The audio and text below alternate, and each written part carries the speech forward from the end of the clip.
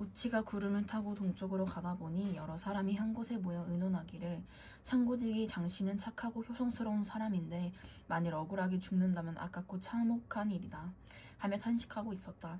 우리 우치가 내려가 부르니 한 사람이 대답했다.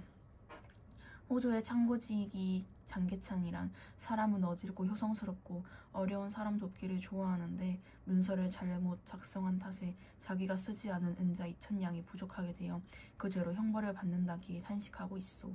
우치가 불쌍히 여겨 다시 구름을 타고 형벌 받는 곳에 가서 기다리니 과연 한 소년이 수레에 매달려 오고 그 뒤를 젊은 계집이 울면서 따라오고 있었다. 우치가 사람들에게 물으니 그 사람이 장계창이었다. 동정을 살피니 옥졸이 죄인을 내려놓고 형벌을 집행할 때가 되었음을 외치고 있었다. 우치가 바람이 되어 장계창 부부를 거두어 하늘로 올라갔다.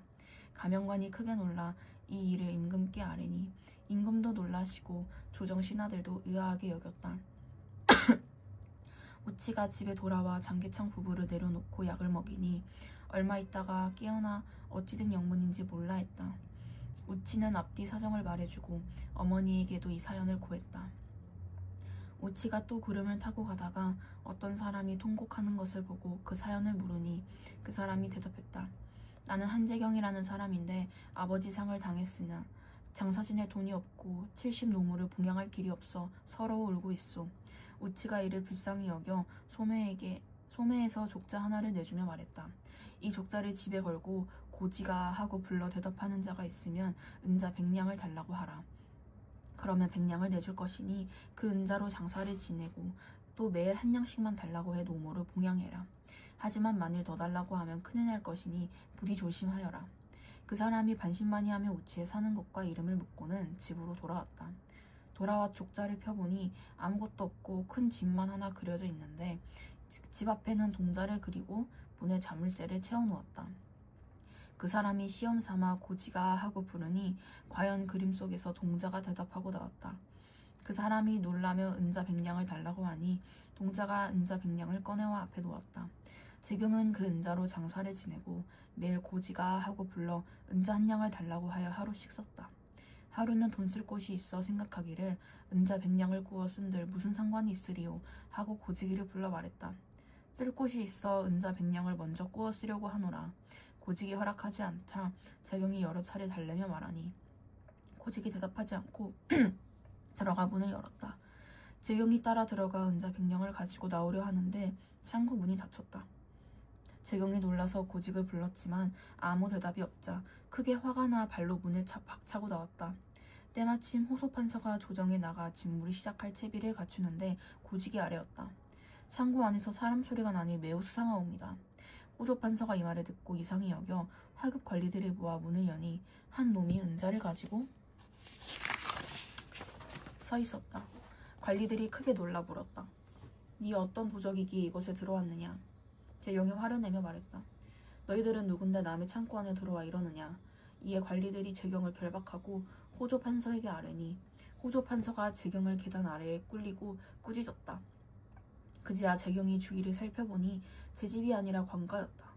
재경이 크게 놀라 말했다. 내 어찌 이곳에 왔을까? 이것이 꿈인가 생시인가? 재경이 어찌된 일인지 영문을 모르니 호조판서가 말했다. 네가 창고 안에 들어와 은을 훔치려 한 죄는 죽어마땅하니 네가 속한 도적의 무리를 모두 아뢰어라. 재경이 자초지종을 다 고하니 호조판서가 그 족자의 출처를 물었다. 이에 전우치와 만난 사연을 아뢰니 호조판서가 말했다. 전우치를 언제 보았느냐. 본지 4~5개월 되었으며 집은 남서부라 하더이다. 호조판서가 재경을 가두고 창고에 있는 물건을 조사해보니 은자는 하나도 없고 청개구리만 가득했다. 또 다른 창고를 보니 돈은 없고 누런 뱃만 가득 따리를 틀고 있었다. 호조판서가 괴이하게 여겨 이 사연을 임금께 아뢰니 임금께서 여러 신하들을 모아 의논하셨다. 이때 각 창고의 관원들이 보고하기를 창고의 쌀이 벌레로 변했나이다. 또 각 군영에서 보고하기를 창고 안에 있던 무기가 다 없어지고 나뭇가지만 쌓였나이다. 또 궁궐 내시가 보고하기를 말린 해물이 생선으로 변했나이다. 또 궁녀가 보고하기를 궁녀들이 족두리가 금까마귀로 변해 날아가고 내전에 큰 호랑이가 들어와 국민을 해쳤나이다. 하거늘 임금께서 크게 놀라 활 잘 쏘는 궁노수를 뽑아 내전에 들여보내니 궁녀마다 큰 호랑이를 타고 있었다. 차마 활을 쏘지 못하고 임금께 보고하니 임금께서 크게 화를 내시며 궁녀를 앞질러 쏘라 하셨다. 이에 궁노수가 들어가 동시에 활을 쏘려고 하는데 갑자기 검은 구름이 일어나며 호랑이를 탄 궁녀가 구름에 쌓여 하늘로 올라갔다. 임금께서 말씀하시기를 이는 다 전우치의 요술이니 이놈을 잡아 나라가 태평하리라 하니 호조 판서가 아뢰었다. 가둬둔 도적 또한 전우치와 한패이니 빨리 죽이옵소서. 임금께서 허락해 재경을 처형하라 할 때 문득 거센 바람이 크게 일어나며 재경이 간데없이 사라지니 이는 우리가 구한 것이었다. 장마와 폭우로 마을 감옥에 침수된 어느 날 친일과 고리대금으로 부를 축적해온 마을의 지주인 거북에게 3대째 내려오는 500년 된 행자나무를 처분할 것을 요구하는 사람들이 찾아온다. 처남 영팔은 이재민 수용소에서 지내면서 생계를 꾸릴 미천 마련을 위해 행자나무를 팔 것을 부탁하고 청년 지도자 하동정은 수재민 구제금으로 행자나무를 기부해달라고 요청한다. 그걸 날더러 3,000원을 팔라고? 그야 나도 독은 탐나. 돈은 저 철개에다 모는 것, 그리고 그 돈을 꺼내서 땅을 사는 것. 사실 그밖에 나한테 낙이라는 건 없다. 하지만 그렇다고 돈을 위해 선조의 유지를 꺾을 순 없어. 하지만 매부 저 한 그루 나무로 전재민 일가족이 갱생할 수 있다면 돌아가신 할아버님께서도 지하에서 만족하시지 않겠어요? 득끄럽다. 그게 고인에 대한 손주로서의 예법이냐? 여보, 다고 오늘은 아니 여보, 몇 달 만에 온 사람을 언짢게 생각 말어라. 누님, 그만 가보겠수. 너도 어린애처럼 가라고 했다고 금세 일어서니? 너희 매분 원체가 그런 분 아니냐? 또 가봐야 할 곳도 있으니까. 매부, 난들 어째 할아버님의 유언 말씀을 모르겠소? 하지만 소문을 들으니까 매부가 저 나물 이번에 비신답니다. 기왕 비실 바에는 날 주시라고 한 거예요. 고향 떠난 지 10년, 한땡 걸치고 자전거 끌고 댕기어 장만한 세간 나부랭이들 전쟁통에 다 뺏기고 그래도 해방되고 독립됐다고 고향이라고 찾아오니까 몸붙일 집도 없고 배급살도 없고 일자리도 없군요. 어린 새끼 놈은 강냉이 잘못 먹고 맹장염에 걸려 널브러졌지만 약 한 봉사 매길 돈이 없어요. 예편에 못 먹어 부항병이 걸렸고 몇 번이고 망설이다가 맵을 찾아와 사정 얘기한 거예요. 누님 그만 가보겠수. 안녕히 계슈. 전 그렇다면 저 행자나무라도. 행자나무를요? 네, 저 나무는 작년 이맘때 수국 아버지께 자진해서 해군에 공출하기로 하셨던 게 아닙니까? 그것 때문에 서울 해군 무관부에서 소위가 내려왔고 역장 군수, 경찰서를 위시해서 군간민이 전부 나와 이 나무의 장행을 축하했던 것입니다. 막 빌려고 하던 참에 역사적인 1항의 정정방송이 있어 군함 재료의 공출을 면하지 않았습니까? 그러니까 그때 공출하신 셈치고 기후해 주십시오.